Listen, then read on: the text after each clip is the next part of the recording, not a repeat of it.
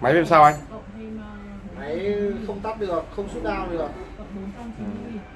Shut down toàn khởi động lại liên tục. Anh em sẽ test máy cho anh. Đây là do lỗi win hay là do lỗi main? Cái này nó có 3 nguyên nhân chính sinh ra tình trạng như anh này. Nếu mà chia cái xác suất để tính cái tình trạng thì là main là nhiều nhất, sau đó đến win và sau đó đến nguồn. Có một số trường hợp thì sẽ bị kẹt cái phím reset này. Như vậy là nếu mà bị kẹt cái phím này thì cũng có thể làm một bài toán là nhấc bỏ cái một sợi dây ở đây ra cái. Ví dụ là reset là dây này. Nhấc bỏ sợi dây reset này ra để mình loại trừ cái trường hợp đó là nó đã bị kẹt cái phím này.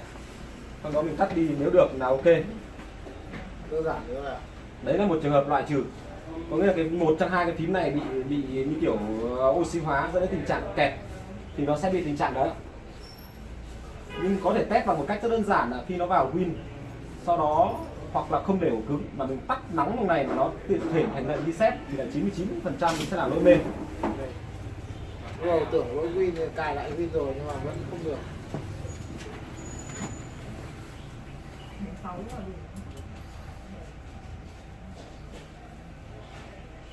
Này mình rút là phím gì đây?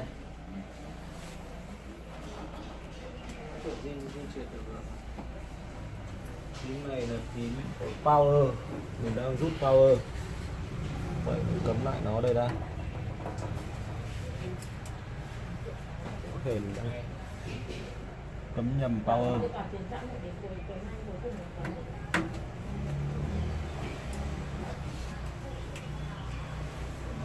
Tắt rồi, tắt rồi. Dọn phòng nốt xong là nay làm bữa cơm xong đi thì ai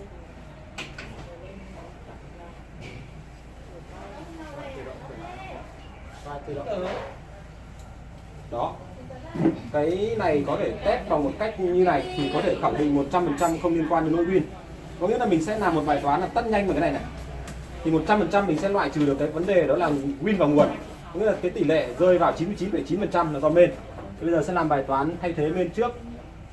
Khi lỗi win thì mình tắt bằng cái phần mềm thì nó sẽ khởi động lại thì là lỗi win thì có tỷ lệ là lỗi win. Nhưng win đấy nó chỉ xảy ra với win XP và win 7 32 nhưng win 10 mấy cả win 7 cứ lên bản 64 là cái lỗi đấy nó bị fix rồi. Vì vậy là mình chỉ cần rút nóng một cái phím này ra, đồng thời tắt nhanh một phím này. Nếu còn bị reset lại nữa thì 100% là lỗi main. Bây giờ chỉ là bài toán thay main. Thay main này thì giá của sản phẩm như trên web Lô 2 đó là 650.000.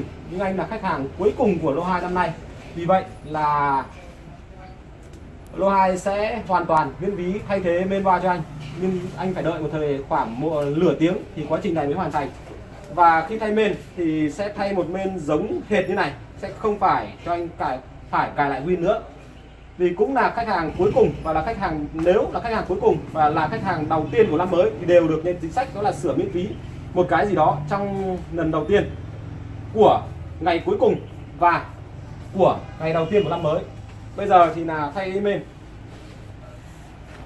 Cái này bây giờ không thể tắt nguội được nữa thì có hai cách, một là nên tắt theo kiểu này, có nghĩa là giữ cho nó chết đi, sau để nó giữ khi nào cái quạt này ngừng quay thì mới tắt.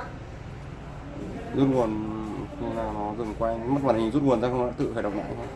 Rút luôn đi, rút được rồi đấy. Đấy bây giờ lại cứ được khởi động lại nào. Khi chỉ Có cần một số cách thì có thể giữ lâu đây để cho nó tránh tình trạng là mình tắt đi tắt lại nó liên dẫn đến tình trạng là lỗi win. Nhưng có một cái khi nó đã lỗi thẳng rồi không được nữa thì mình phải làm bài toán đó là rút nóng. Thì cái tình trạng đấy là khi mình rút đi rút lại nhiều lần ấy, thì nó sẽ dẫn đến cái tình trạng đó là hay bị lỗi win và nó hại ổ cứng. Rồi lấy em cái main P75 rồi. H61.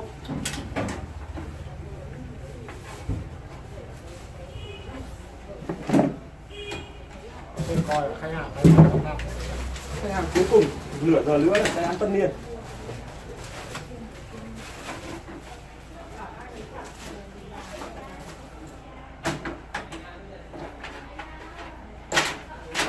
Cái lỗi này thì nó nếu sửa thì nó rất dễ. Trong cái nói cái là nếu một người có một hàm lượng kiến thức tiếng Anh khoảng được 3 điểm trong vòng một kỳ thì đều có thể nhận dạng ra cái lỗi này khi người ta nói tiếng Anh. Người ta có từ wake up ấy. đánh thức ấy. Cái lỗi này chính là một cái lỗi liên quan đến đánh thức đột ngột một cái gì đó. Đấy là với dân kỹ thuật. Còn với người viết tiếng Anh thì nó là một cái dạng đánh thức, còn với người sử dụng thì là nó là một cái dạng mất tiền.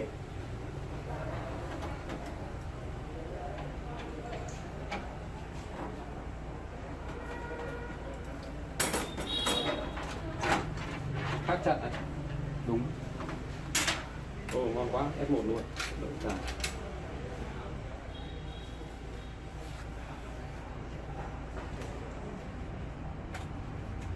Giá của sản phẩm đang là 650.000.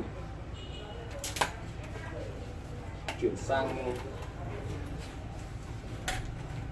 rồi anh test ở ngoài trước cho nó đỡ mất công. Lấy cái nguồn test ngoài lên hình xong nấp vào thì nó đỡ mất công khi mình ấy. Đỡ mất công khởi động lại ổ cứng lên cái nguồn này cái.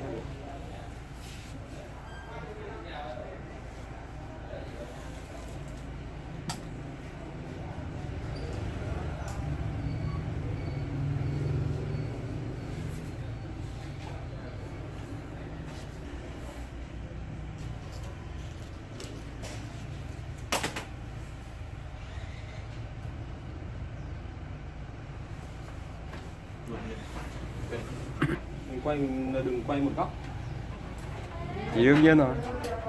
Tên này phải học lại cái liên quan góc quay thì khách hàng mới có trải nghiệm thực tế nhất.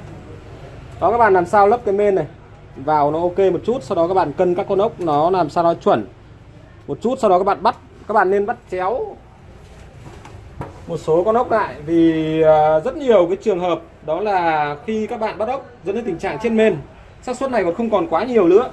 Vì khi các bạn nấp main ấy, ở dưới các lớp này nó là lớp mạch, các bạn làm cho các lớp mạch xước ra thì lúc con ốc này nó dính đến cái lớp đồng thì nhiều lúc các bạn bật lên nó dẫn đến tình trạng là chạm chập. Cái xác suất này không nhiều, chỉ có người sử dụng lắp thì nó mới bị, còn thợ thì gần như không có. Vì vậy nếu là các bạn là người sử dụng nên để ý trong quá trình các bạn bắt một hay là bắt vít, bắt ốc hay là nấp một con main cho nó cẩn thận một chút, tránh tình trạng đó là một tiền gà ba tiền thóc.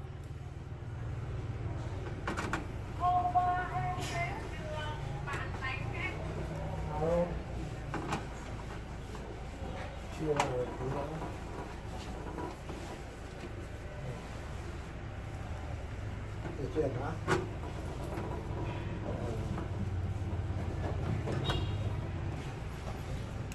Mọi cái tình trạng khi các bạn muốn test thì nên test ở ngoài, và để cho cái tình trạng là không kết nối ổ cứng vào thì nó ok nhất. Và khi nào các bạn nhìn thấy cái màn hình thể hiện có chữ của cái hãng main thể hiện trên thì các bạn mới được phép kết nối ổ cứng vào.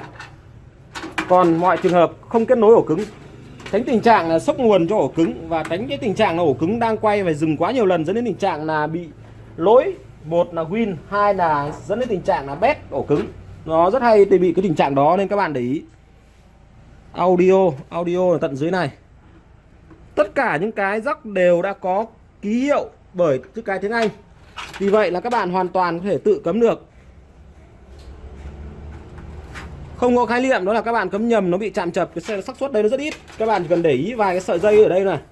Sau đó kết nối làm sao cho nó chuẩn là ok. Ít nhất các bạn chỉ cần để ý cho mình hai cái dây. Đó là G-set và power. Đó. Tìm xem cái chân G-set và chân power ở đâu, các bạn ấy vào. Các bạn nhìn kỹ, sau đó các bạn kết nối vào là ok. Còn nét hay không nét thì chúng ta không cần bận tâm. Vấn đề chúng ta đang lên hình sử dụng đã. HDD LED này. Có nghĩa là nó thể hiện cho cái vấn đề giao tiếp dữ liệu giữa ổ cứng, nhưng cái đó chẳng quan trọng lắm. Nét tiếp nữa nằm đâu? Power LED là cái trạng thái báo để bật nguồn.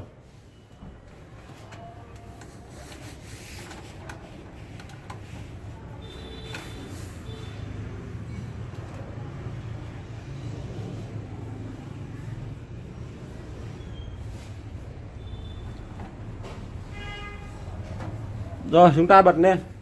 Bắt đầu nhìn thấy màn hình, các bạn nhớ một khái niệm là nhìn thấy màn hình thì bắt đầu mới kết nối HDD vào. Thì rất nhiều người chơi cái trò đã ăn chắc mặc bền là cấm hết các dây dựa vào sau đó mới bật lên. Nhớ đâu nó có lỗi hay là cháy nổ thì các bạn sẽ phải những đòn khá nặng. Vì vậy chúng ta cẩn thận. Chết main thì chết, chết cái gì thì chết nhưng không chết ổ cứng.